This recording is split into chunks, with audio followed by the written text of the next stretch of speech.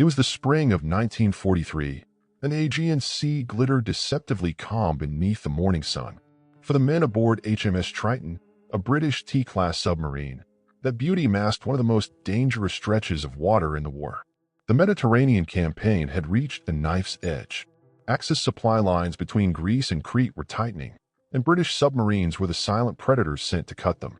Yet on April 6, 1943, after reporting a successful raid near Rhodes, HMS Triton simply vanished, swallowed by the sea, leaving no distress signal, no wreckage, and no clue. Lieutenant Commander George Harris, a 33-year-old veteran of the Royal Navy Submarine Service, commanded the Triton. He had earned respect for his cool head under pressure during earlier missions in the North Sea. The crew of 59 men, drawn from across Britain, sailors, engineers, signalmen, were seasoned yet weary. Each patrol was a roll of the dice, a calculated gamble against mines, enemy patrols, and mechanical failure. Their mission that April seemed routine: intercept Axis convoys supplying German troops stationed in the Greek islands. But nothing about this mission would end as expected. By late afternoon, Triton had scored a rare success, torpedoing a German supply vessel off Leros. The radio operator sent a coded message back to Alexandria. Convoy engaged. One freighter sunk. Continuing patrol. Unusual movement near Leros. Will report. That was the last anyone ever heard. Hours later, all contact ceased. No SOS. No oil slick. No debris. Just silence. The following morning, Allied command grew uneasy. Submarines occasionally went quiet due to evasive maneuvers or communication blackouts, but Harris was known for his precision. After 2 days, Triton was listed as missing, presumed lost. The official explanation suggested a mine strike, common in those waters. Yet the coordinates didn't match any known minefields. The Aegean was heavily mapped by both Axis and Allied forces. Something didn't fit. Back home, telegrams began to arrive in quiet English towns, terse, impersonal words of loss. Regret to inform you, families gathered in church halls, clinging to fragments of hope. One letter, written by Harris's wife to the Admiralty, contained the haunting line, "The sea keeps its secrets, but my heart refuses to."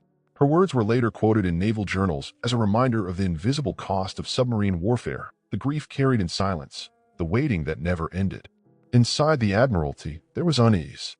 Intelligence officers reviewing the Triton's patrol route noticed the last coordinates overlapped with an area of special interest, a section of the Aegean known for clandestine Allied operations. Reports from the Special Operations Executive (SOE) hinted at increased activity there, small boats ferrying agents, weapons, and radio equipment to resistance fighters in the Dodecanese. Could Triton have been diverted for a secondary mission? Officially, no such orders existed. Unofficially, such diversions were common, and often unrecorded. Even among the men of the Royal Navy, the story of the Triton took on a near-mythic tone. Submariners whispered about her fate in wardrooms from Malta to Gibraltar. Some claimed she was sunk by her own side, mistaken for an enemy vessel. Others believed she had gone too close to the Turkish coast, a neutral zone bristling with hidden dangers and shifting allegiances. A few thought she was lost carrying something, or someone that history was not meant to remember. In a wartime letter later declassified, a senior officer wrote bluntly, "There are losses we can explain, and losses we choose not to." It was a statement of both pragmatism and quiet guilt, the kind that haunted bureaucrats long after the war ended. The tragedy of Triton reflected more than just one submarine's fate. It exposed the inherent tension of wartime secrecy, how information could save lives yet also erase them from the record. Every submarine that sailed carried not only men and steel, but unspoken truths about the war's hidden front. For modern readers, the disappearance of HMS Triton reminds us that the most profound stories of courage often end without answers. As in life, not every sacrifice is witnessed, not every ending explained. The stoic acceptance that not all battles are seen resonates beyond history, a lesson in humility, purpose, and the fleeting nature of existence. By the summer of 1943, Triton's name was quietly removed from active roles. Families received medals, folded flags, and condolences, but no closure. Still, rumors persisted. Fishermen off Kalymnos spoke of a night when the sea flared briefly orange, then fell dark again. No wreck was ever recovered. The Admiralty's file on HMS Triton remained sealed for 30 years. When it was finally opened in 1972, historians found only fragments, missing logs, incomplete radio transcripts, and one cryptic note scribbled in the margin, reassigned, special delivery. Whatever Triton carried, wherever she fell, the sea has kept her truth. And as the waves still roll over the Aegean, her story continues to whisper, not of ghosts, but of duty, silence, and the price of secrets. By the time the Admiralty declared HMS Triton lost, the war in the Mediterranean had entered one of its most uncertain phases. The Allies had broken into North Africa, and the Axis powers were fortifying their hold on the Greek islands, Rhodes, Leros, and Crete becoming crucial supply hubs.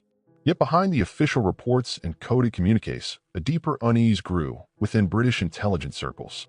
The last message from Triton, unusual movement near Leros, seemed more than a passing observation. It was a clue, possibly, to something never meant for public record. In late April 1943, Bletchley Park analysts decrypted fragments of a German Enigma transmission. It referred cryptically to Operation Nereus, a defensive action involving special cargo near Leros and Patmos. The message made little sense to most intelligence officers, but to Commander William H. Scott of Naval Intelligence Division, NID-5, the wording was chillingly familiar. Nereus, the Greek god of the sea, had been used before, as a code name for secret German maritime operations linked to minefield experiments and underwater detection systems. Could Triton have stumbled upon one of these installations? British intelligence had long known that the Aegean was laced with minefields, both Axis and Allied. But by 1943, they had mapped nearly all known fields. Yet when analysts checked Triton's last position, they found inconsistencies. The coordinates she transmitted were miles away from any recorded mine cluster. Something didn't align. Either the mines had been moved, or there was another explanation, one buried in secrecy.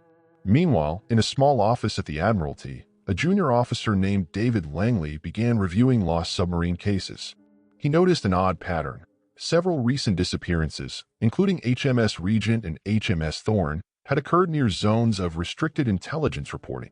In naval bureaucracy, that phrase usually meant one thing: special operations were active nearby. Langley's report, quietly circulated, warned that operational secrecy might be obstructing rescue and recovery efforts. The reply he received was terse: drop the matter. One surviving note from Langley's desk captured his frustration. We are sending men into the unknown with orders they never see, and when they vanish, we write it off as mechanical failure. If the sea keeps its secrets, it's because we've taught it how.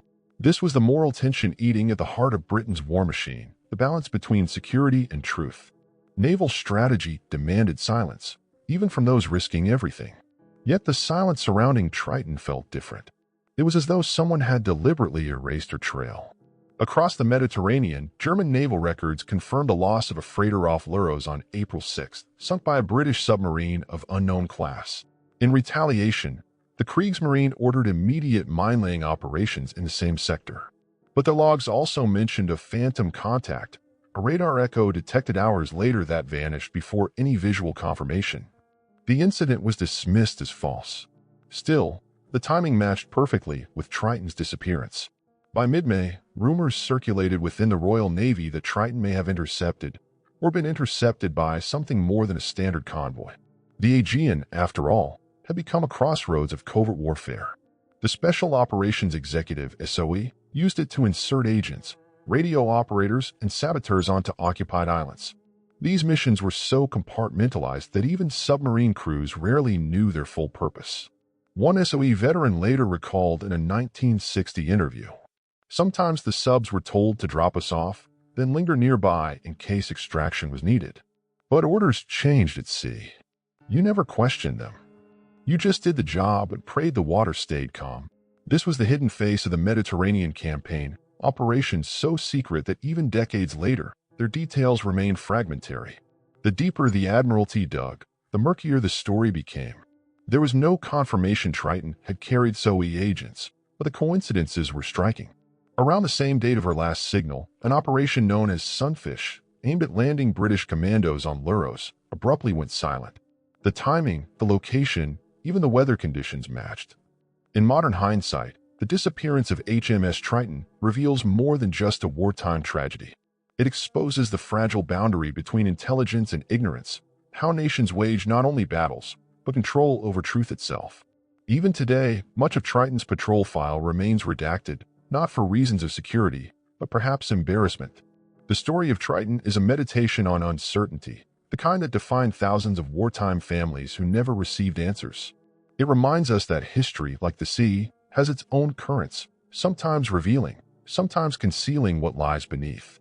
As 1943 drew to a close, the Royal Navy's focus shifted toward Italy, and Triton faded from official memory. But in the quiet corners of intelligence archives, the name continued to resurface, a ghost in paperwork, a question mark no one wanted to answer. And in a small note added to her file in 1944, a single line appeared and signed. Possible interception, special cargo, Aegean sector. Further inquiry discouraged. The implication was clear. HMS Triton had been part of something larger, something deliberately obscured. The mystery had deepened. And the sea once again had spoken, only to remind those who listened that silence was sometimes the most eloquent form of truth. For nearly 3 decades, the official record of HMS Triton remained a dead end, lost presumed mine. But in 1972, when sections of the British Admiralty's wartime archives were declassified under the 30-year rule, one file emerged that reopened case. Tucked inside a folder marked Mediterranean Patrols, 1943, confidential, historians found an incomplete memo stamped, top secret, OE involvement. The discovery confirmed what veterans and families had long suspected. Triton's final mission had not been a routine patrol. It had been something else, something erased. The memo was brief but telling. It indicated that HMS Triton had been redirected to the Dodecanese Islands for the insertion of SOE personnel. That single line changed everything. It meant the submarine had likely carried a small team of Special Operations Executive agents tasked with supporting the Greek resistance, known as the Andartes. Their mission: sabotage Axis communications and prepare local networks for an eventual Allied landing. But the memo ended abruptly mid-sentence, as if someone had deliberately removed the rest. To understand the significance, one must recall how the SOE operated. Established by Churchill in 1940 with a directive to set Europe ablaze, the SOE worked through deception, sabotage, and guerrilla warfare. Their operatives infiltrated Nazi-occupied territories, often in collaboration with the Royal Navy. Submarines like Triton served as silent couriers, delivering agents, weapons, and radio sets under cover of night. In official ledgers, these missions were rarely recorded. Success was untraceable, and failure unmentionable. Naval historian Dr. Andrew Llewellyn described it aptly in his 1985 study Under the Aegean Shadow. The sea became a theater of ghosts, ships that existed on paper one moment and vanished the next, erased not by the enemy but by their own secrecy. Through interviews with surviving SOE operatives, Llewellyn pieced together fragments of Triton's probable assignment. The submarine was reportedly carrying 3 British agents, Lieutenant Peter Kavanagh, Sergeant Alan Morton, and a radio operator known only as Elias, believed to be of Greek origin. Their objective was to reach the island of Luros and establish a covert communications link with resistance fighters there. It was dangerous, but not unprecedented. Several other subs had completed similar insertions earlier that year. However, something about Triton's orders stood out. She was instructed to maintain complete radio silence after the drop, an unusually strict condition even for covert ops. And her designated exfiltration window, usually scheduled within days, was left blank. Historians later speculated this meant Triton had been assigned dual duties, part combat, part covert transport. In one diary entry discovered in 1974 among the papers of Admiral Sir Louis Mountbatten, then Chief of Combined Operations, a single passage seemed to reference the mission indirectly. A loss regrettable, but necessary. The line between record and remembrance must remain blurred.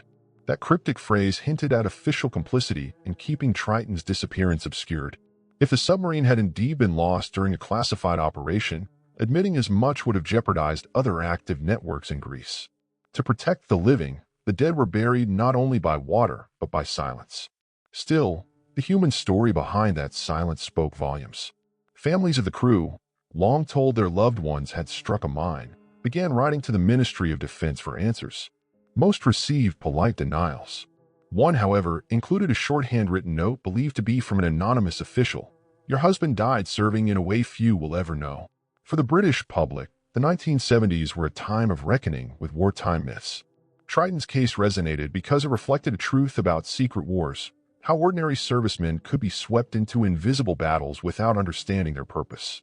Modern readers may see this as betrayal, yet to those involved, it was duty in its purest form, service without recognition, obedience without clarity. From a broader lens, Triton's disappearance underscored a key paradox of intelligence work, that the same secrecy protecting nations can also erase history. The Admiralty's own review in 1973 concluded with a statement both chilling and profound. Where no record exists, there is no failure. In practical terms, it meant Triton's mission could neither be proven nor denied. Officially, nothing had happened. Unofficially, an entire crew had vanished to carry out an operation whose very success depended on their disappearance. As researchers continued to dig, rumors persisted that fragments of Triton's communication logs still existed, hidden in private archives or SOE post-war reports. But every trail led to missing documents, redacted pages, or lost microfilm reels. It was as though Triton had not only sunk but been intentionally unremembered. Yet, amid that void, her legacy endured, not in medals or memorials, but in the moral question she posed: how much of war's truth should remain untold? The story of HMS Triton wasn't just about the sea claiming a submarine. It was about the cost of silence, how nations build victories on foundations of uncertainty and sacrifice. And as the chapter of secrecy began to lift, new witnesses would come forward, offering clues that pointed to something even darker beneath the waves. For in the decades that followed, fishermen around the island of Kalymnos began to speak of a night when the horizon burned, of an explosion so bright it turned the water white, and of how by dawn, the sea had returned to its calm, indifferent blue. By the early 1980s, nearly 40 years after HMS Triton vanished, the Aegean Sea began to whisper her secrets back. It started with local fishermen from Kalymnos, men whose families had lived on those waters for generations. They spoke of a night long remembered, a still evening in April 1943, when the sea erupted in a sudden, violent flash. One witness, Nikos Kastrinos, who had been a young deckhand then, told a BBC radio reporter in 1982 there was no storm, no thunder. Only fire, one burst of light on the horizon, then nothing. The water went black again. For decades, these stories were dismissed as folklore, fishermen's tales told to tourists and journalists.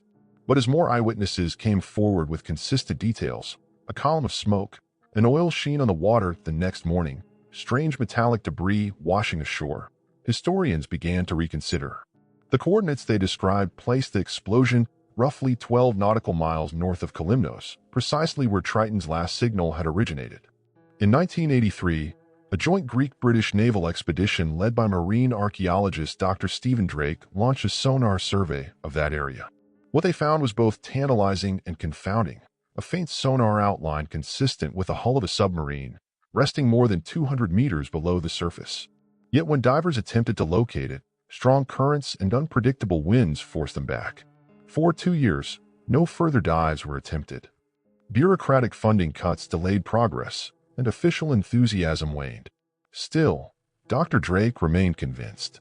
"The Aegean is full of secrets," he said in an interview. "But this one feels deliberate, as if something wanted to stay hidden."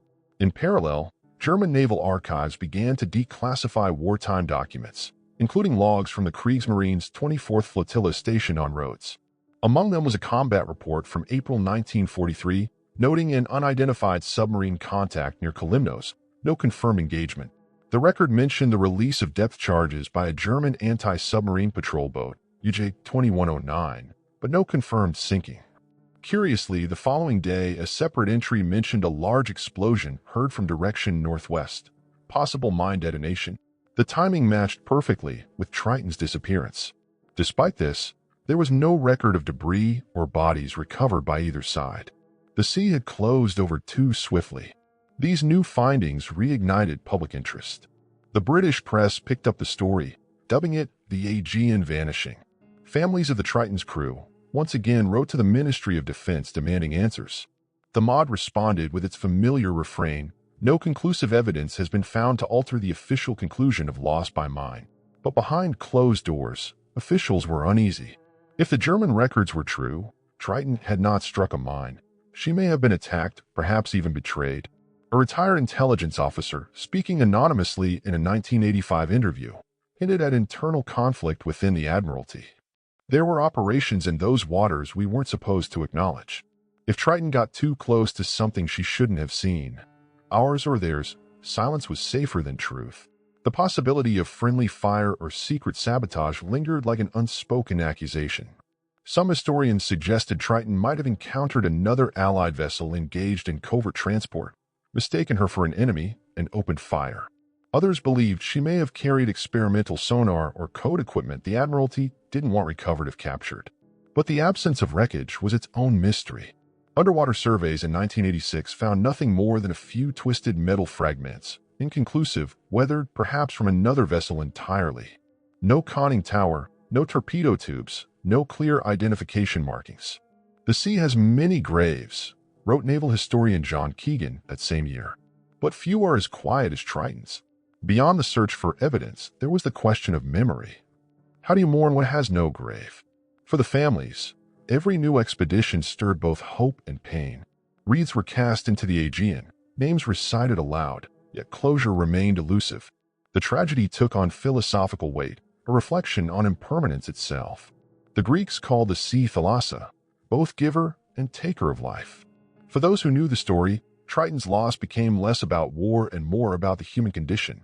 The silence between knowing and not knowing, the acceptance that some truths lie forever beyond reach. Then, in 1989, a breakthrough.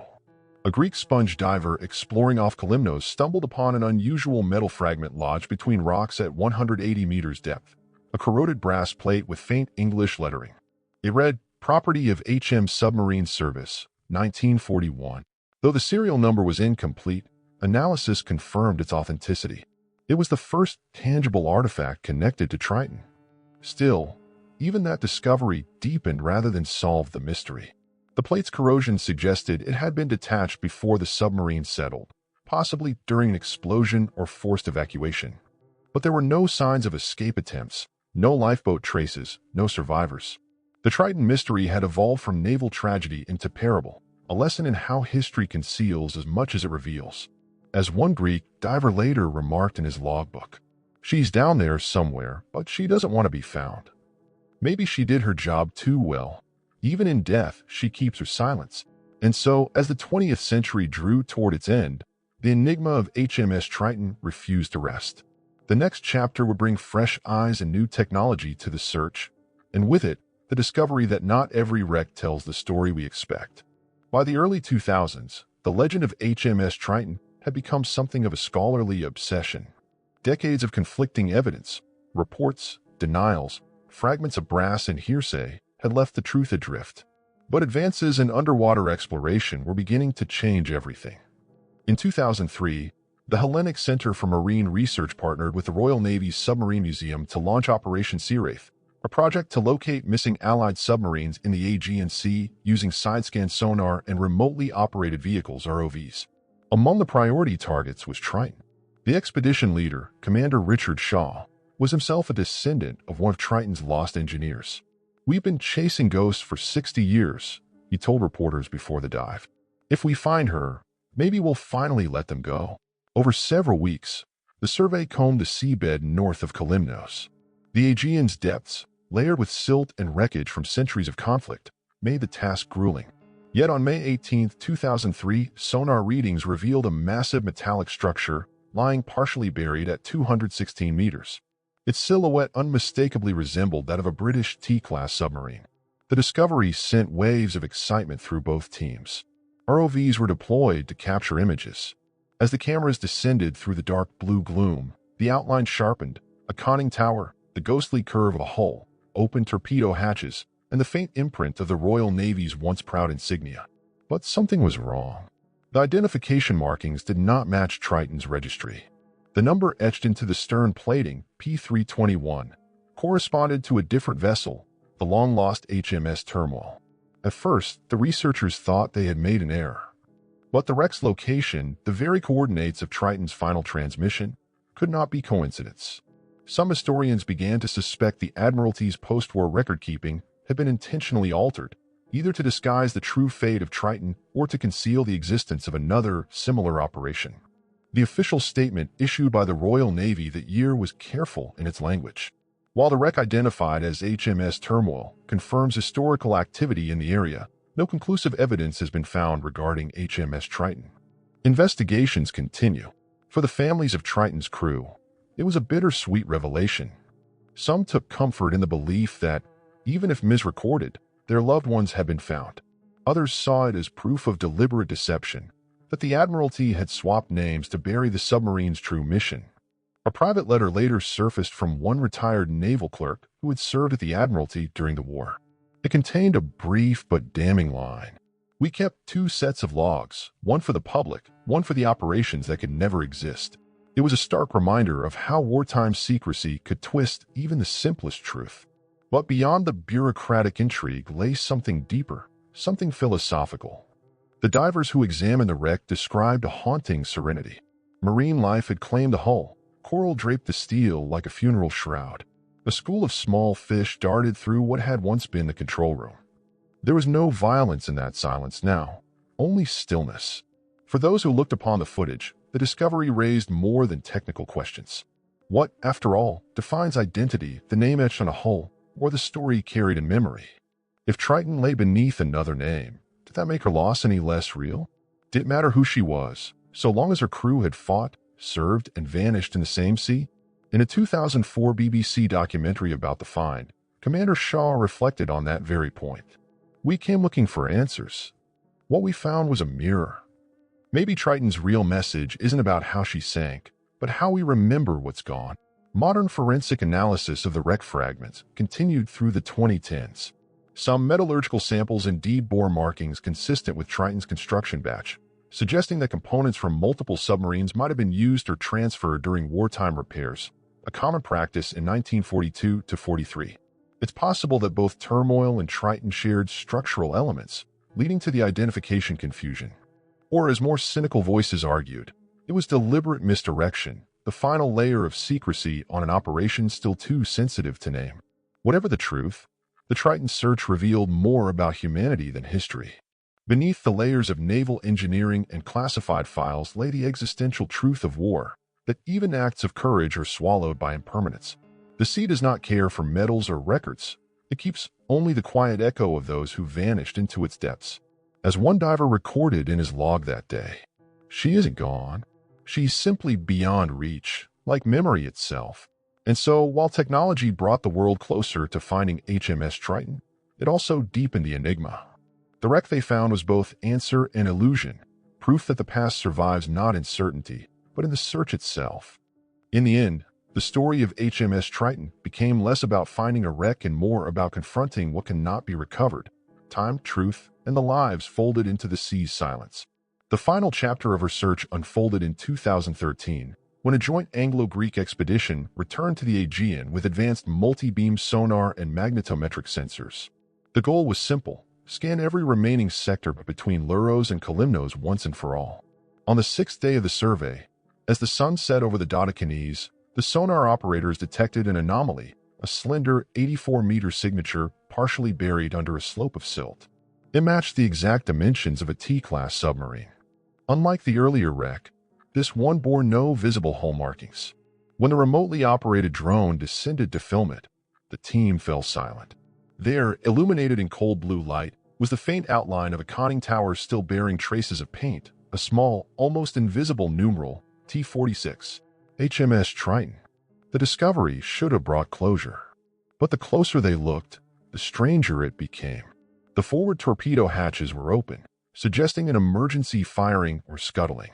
A large section of the stern had been blown outward, consistent with an internal explosion rather than a mine strike.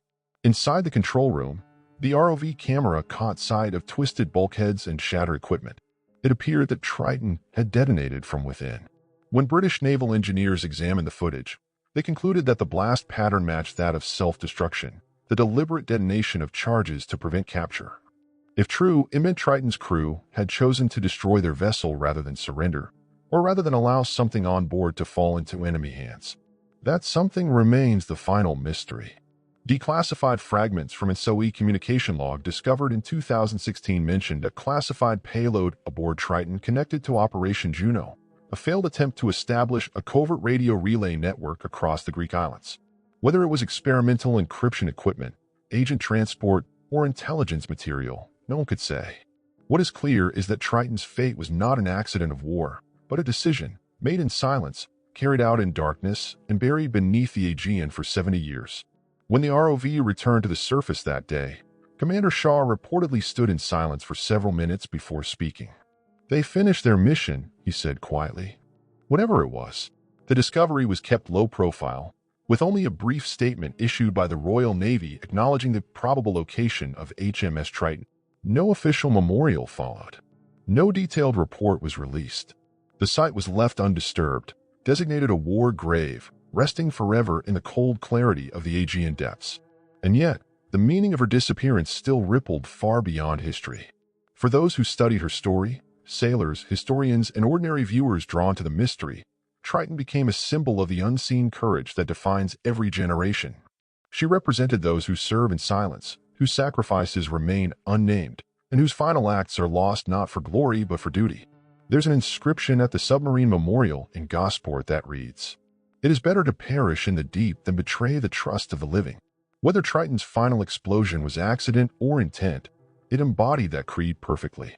In a broader sense, her story reminds us of a timeless truth, that everything we build, everything we fight for, will one day sink beneath the surface of memory.